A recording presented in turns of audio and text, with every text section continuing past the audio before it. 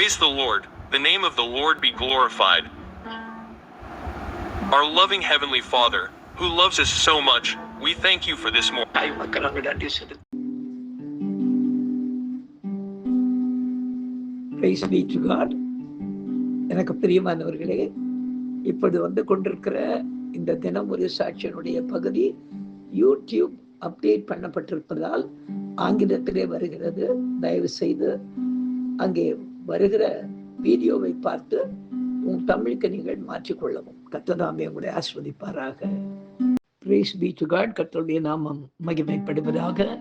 எங்களை அதிகமாய் நேசிக்கிற எங்களை அன்பின் பரம தகப்பனே, இந்த கிருபையான கர்த்தாவே, காலை வேளை காய்மக்க நாங்கள் நன்றி செலுத்துகிறோம்.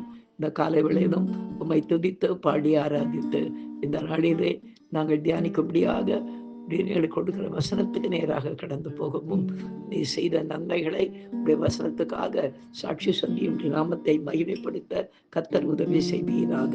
இயேசுவின் நாமத்தில் ஜெபிக்கிறோம் எங்கள் ஜீவனுள்ள நல்ல பிதாவே.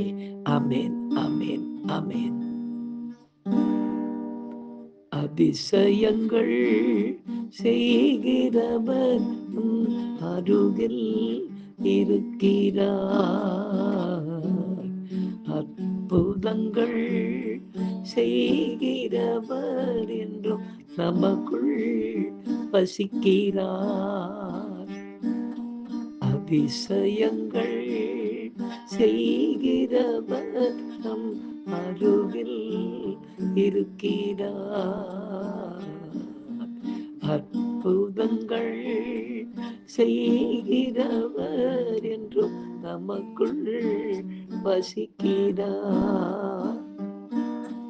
பாவியான என்னையும் உயர்த்தினார் அதிசயம், பாவியான என்னையும் உயர்த்தினார் அதிசயம். ஏழை என் மீது நேசகரம் நீட்டினார் அதிசயம், ஏழை என் மீது நேசகரம் நீட்டினார் அதிசயம். அதிசயங்கள் செய்கிறவர் என் அருகில் இருக்கிறார், அற்புதங்கள் செய்கிறவர் என்றும் நமக்குள் வசிக்கிறார்.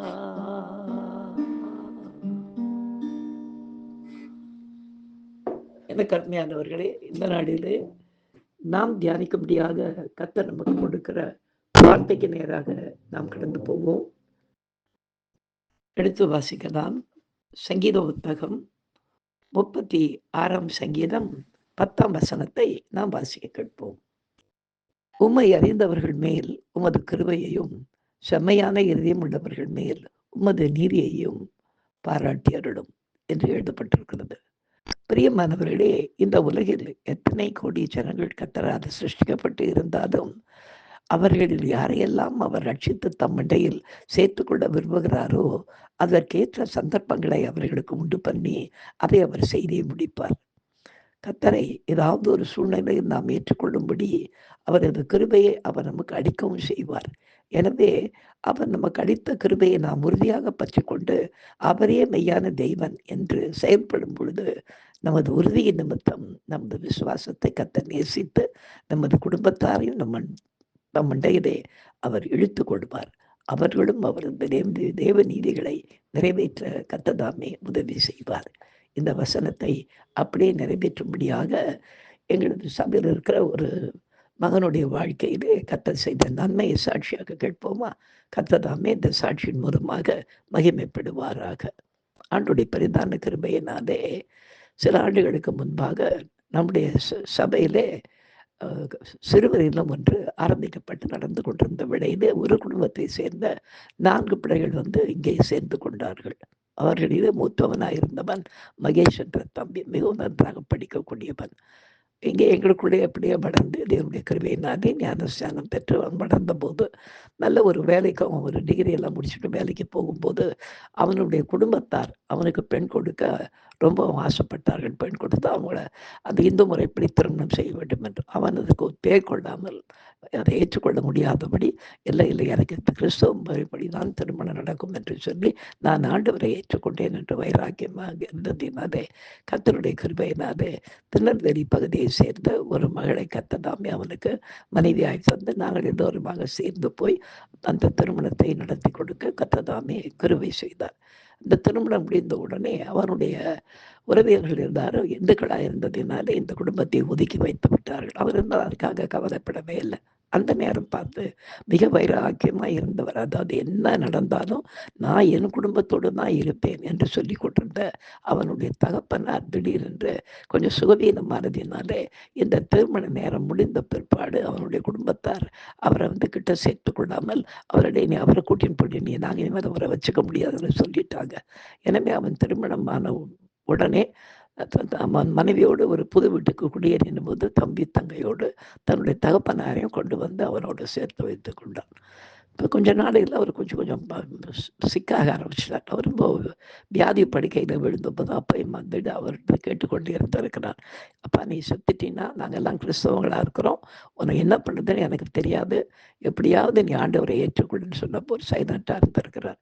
கடைசியில் போன வாரத்தில் அவர்கள் அவனை கூப்பிட்டு நான் ஞானஸ்நானம் எடுத்துக் கொள்கிறேன், என்னை கிறிஸ்தவ முறைப்படியே என்னை அடக்கம் செய்திருங்க அப்படின்னு சொல்லிட்டு அவர் சொன்னபோது அவன் எனக்கு சொன்னான், ஆமாம் அப்பா வாங்க பாஸ்டர் தயவுசெய்து அப்பாட்ட நீங்கள் பேசுங்க, அவர் மனம் திரும்பி அவர் ஞானஸ்நானம் எடுத்துக்கிறதா இருந்தால் அவருக்கு பரவாயில்ல, அவர் படுக்கையில் இருந்தாலும் அவருக்கு குறைச்சி எப்படியாவது அவருக்கு ஞானஸ்நானம் கொடுக்கலாம் என்று சொல்லி, அதாவது நேற்று தினத்திலே அவர்கள் வீட்டுக்கு போய் அவரிடத்தில் பேசும்போது நல்லா காது கேட்டது அவருக்கு நல்லா காதை தலையாட்டி சிலுவையெல்லாம் தன் மேலே அவரை கையில் வரைந்து கொண்டு ஞானஸ்நானம் எடுத்துக் கொள்கிறீர்களா ஸ்ரீனிவாசன் அப்படின்னு கேட்டபோது அவர் தலையாட்டி எனக்கு கொடுத்துருங்க அப்படின்னு சொல்லி கேட்டார். எனவே ஆண்டுடைய பெரிதான கிருபையினாலே சபையிலே சேர்ந்து கொண்ட அந்த பிள்ளைகளுடைய வாழ்க்கையிலே கர்த்தர் நன்மையான காரியங்களை படிப்படியாய் செய்து கடைசியாய் அவங்க குடும்பத்திலே வெளியே நின்று கொண்டிருந்த கர்த்தருக்கு பிரியமில்லாத ஒரு மனுஷனாய் வாழ்ந்து கொண்டிருந்த அவங்க அப்பாவையும் கர்த்ததாமே நேற்று தினத்திலே ரட்சித்து சீமோன் என்ற பெயரோடு அவருக்கு பிதா குமாரன் பரிசுத்தாமே நாமத்தினாலே ஞானஸ்நானம் கொடுக்கவும் கர்த்தர் கிருபை செய்திருக்கிறார்.